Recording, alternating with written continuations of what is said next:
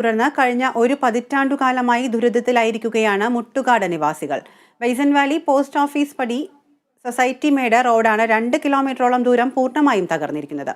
10 വർഷക്കാലമായി അറ്റകുറ്റപ്പണികൾ പോലും നടത്താൻ അധികൃതർ തയ്യാറായിട്ടില്ല. റോഡിന്റെ ശോചനീയാവസ്ഥ മൂലം പല ബസ് സർവീസുകളും പാതി വഴിയിൽ നിലയ്ക്കുന്ന അവസ്ഥയിലാണ്.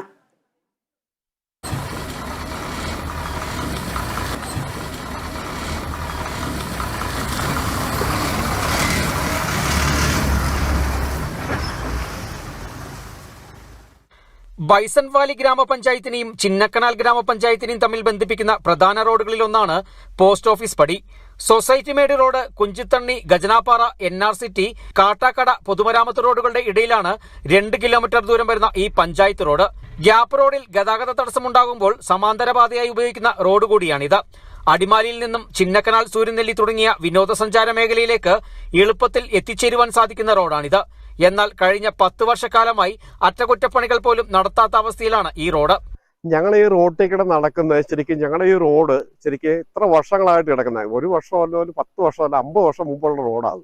ഇതിനകത്ത് ഈ റോഡ് ഇത്ര മോശമായിട്ട് കിടക്കുന്നത് നമുക്ക് ഭയങ്കര വിഷമമാണ്. ശരിക്കും ഇതേമാതിരി മോശമായിട്ട് കിടക്കുന്നത് ഇത്രയും വേറെ ഈ നാട്ടിൽ വേറെ ഒന്നുമില്ല. ശരിക്കും ഇത്ര വളരെ ഇതായിട്ട് കിടക്കുന്ന റോഡാണ്. ശരിക്കും അത് ശരിക്കും പഞ്ചായത്തിൻ്റെയോ ഇല്ലെങ്കിൽ മറ്റേ ഇവരുടെ ആരുടെയും ഏതെങ്കിലും ഫണ്ട് കൊണ്ടാണെങ്കിലും ശരിക്കും ചെയ്തു തരേണ്ട ഒരു വളരെ അത്യാവശ്യമുള്ള സംഭവമാണ്. ശരിക്കും റോഡിൽ വലിയ ഗർത്തങ്ങൾ രൂപപ്പെട്ടിരിക്കുന്നതിനാൽ മഴക്കാലത്തുള്ള യാത്ര ഏറെ ദുരിതമാണ്. ഇരുചക്ര വാഹനങ്ങൾ അപകടത്തിൽപ്പെടുന്നതും പതിവാണ്. മുട്ടുകാട് മേഖലയിലേക്ക് നിരവധി ബസ്സുകൾ പെർമിറ്റ് ഉണ്ടെങ്കിലും പലതും ബൈസൺ വാലിയിൽ സർവീസ് അവസാനിപ്പിക്കുകയാണ്. റോഡിന്റെ ശോചനീയാവസ്ഥ മൂലം ഗ്രാമീണ മേഖലയിലെത്തി സർവീസ് പൂർത്തീകരിക്കാൻ പല ബസ്സുകളും തയ്യാറാവുന്നില്ല. സ്കൂൾ ബസ്സുകളും സർവീസ് നിർത്തുന്ന അവസ്ഥയിലാണ്.